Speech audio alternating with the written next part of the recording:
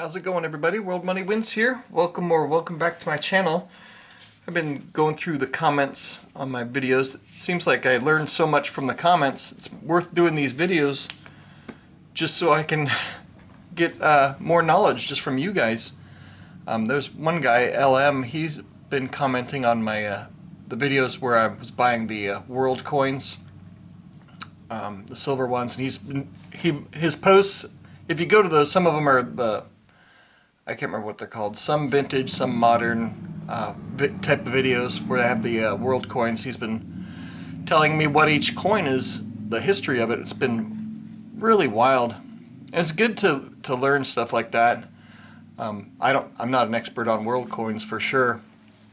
Another guy commented on one of my shorts, the carnivore diet shorts, where I bought some inexpensive meat, the manager special. He was saying, no meat that's $4 is good for you. Well, that's totally not true, because I buy grass-fed beef all the time for under $4.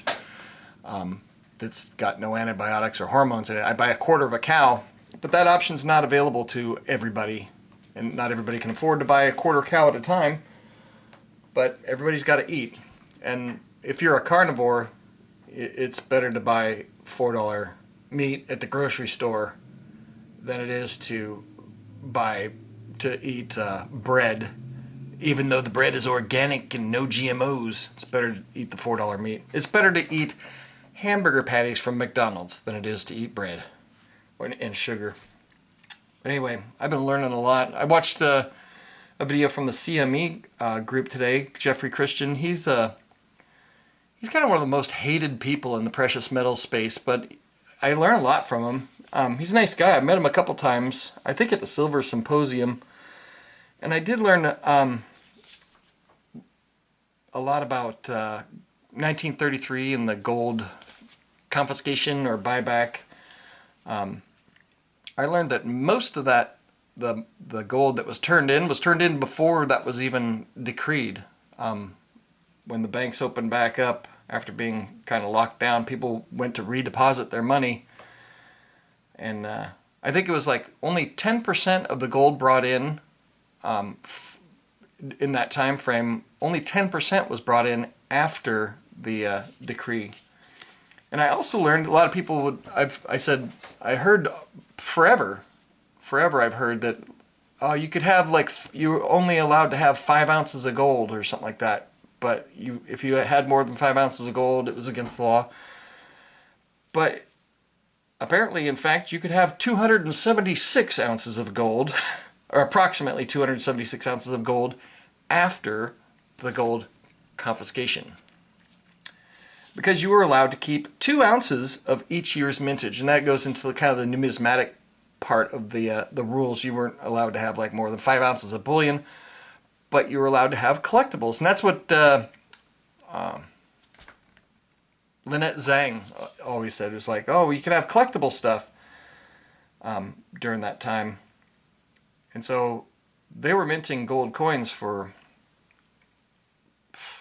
almost 100 years before that decree. So if you add up all the years and 2 ounces from each year, it's about 276 ounces you could have.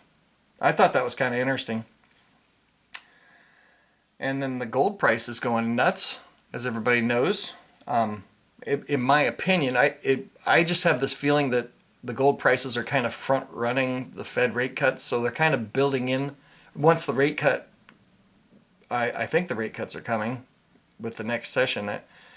Once that happens, I don't think we're going to have as dramatic of a rise as many people have been anticipating, because I think people are already baking that into the cake. And I do learn a lot from people I work with. A lot of people know I have several different businesses and revenue streams, and one of them is where I deal with home builders, new construction. I deal a lot with D.R. Horton and Lennar, and some smaller builders that build boutique $1-million homes. And I checked in with them last week, and the high-end homes, the $1-million homes, which everybody says those are always selling because there's always rich people buying homes. I've got one builder that is probably one of the wisest high-end builders that I've ever encountered, and they said that they haven't had any offers on their properties in almost a couple months. No offers. And they're not in a bad area. They're in Portland Metro, one of the hottest markets on the planet. And it seems like they're having a bit of a stall out. They're kind of already pre-planning for this kind of stuff. And I talked to a division president at Lennar that's a friend of mine, and they're still building. They're having to give a lot of concessions, like a ton of concessions to get the houses sold. But they're still building, and they're still building at a fast pace because they're counting on the smaller builders to go under. And so they're still building a lot of homes in anticipation of taking a larger market share. So with less competition, that's how they're doing it.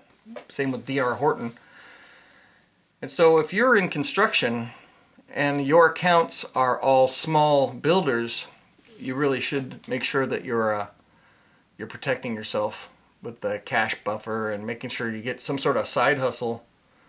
Because I fear that there's going to be a rug pull in real estate, and it's not going to be good times. Kind of like I would anticipate it being much worse than 2008. And I know people preach that all the time, but it seems like we've set up for this. And even people that were in the middle of the 2008 collapse, like myself, I think a lot of people just kind of forgot about it. Their memory has kind of failed them, and a lot of the scenarios are the same. I've seen a lot of people on other channels saying the same thing. But at least if you're prepared and if you're out of debt, make sure you got all your debt paid off and get rid of those credit cards. Cut them up if you have to, if you can't resist them. If you're out of debt, got a little cash saved up, and some gold and silver, I think you'll have some huge opportunities, some like once-in-a-lifetime opportunities. I missed out a lot in 2010 when I had piles of silver, and I could have sold it at the top and then bought houses at 50% off. That would have been huge compounding. And the silver price is kind of weird. You know, people will go off historical stuff. It's just kind of weird how it's not blasting off yet. But I guess we'll see what happens. I mean, I would anticipate once the mainstream kind of admits that there's a problem, there might be a big sell-off. For some reason in my head, and I'm just rambling here, so don't mind me. In my head somewhere, I've got this $1,800 gold and $18 silver. I've been saying it for a couple of years now. I just have this feeling that we'll see it once again, and I think people that are trying to time the market and waiting for that, I don't know. I don't think it's a good idea.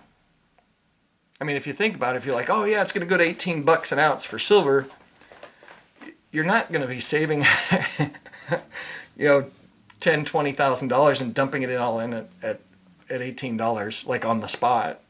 I don't see that happening. That's why I just continually buy. I'm still going to be buying silver. I'm just not buying as much. I'm not buying 1 ounce gold right now, just because I don't know what it's going to do. And plus, I have enough to deal with what I need to deal with, and I need to stack up cash. That's the only thing I think that I'm deficient in. I do have a cash buffer that I can use for an emergency, or for if all my income goes away, I can use it as a temporary buffer. But I want to stack up more cash to take advantage of things. Like, I mean, I kind of want an electric car, kind of. Not really that bad, but the electric vehicles are almost 50% off. It seems like nobody wants them. And I know if EV sales are in the toilet, that's less demand on silver also. So I don't know how it's going to work out. I have no idea what's going to happen. But I feel like I'm more prepared than 99% of the world. If you want to get more information on the car market, automotive market, Lucky Lopez, he's got a really good channel. He does videos all the time, and he's a vehicle dealer. He's super smart, and he's he doesn't just parrot the stuff that everybody else says. He's very contradictory. He's like, hey, these companies are going out of business, and he's got a really good finger on the pulse of the economy. I don't know. What do you guys think? What do you guys think is going to happen? It's hard to tell. Right now, everything's just so jumbled anymore. And maybe it's because I haven't had enough coffee, but I figured I'd come on and ramble a bit this morning and get your opinion. Let me know what you think is going to happen with anything. And you can even reply to this video if you want. Just make your own video if you want and say, hey, here's some things I think about whatever your point is. I'm always curious to hear your feedback, and I read every comment because I learn a lot from you guys. But anyway, that's enough rambling for today. I'm going to have another video, hopefully either tomorrow or the next day, that's going to be way more detailed and interesting, and I'm preparing for it. And plus, I've got an electric skateboard coming in the next week or two that I'm super excited about. Anyway, enjoy your life a little bit. Make sure you're not just preparing for the zombie apocalypse. You got to get out and enjoy a little bit also. Otherwise, it's just not worth doing. Not worth it at all if you're just preparing for an apocalypse and not able to have fun in the meantime. Anyway, have a great day. Don't let the werewolves bite you. Meow.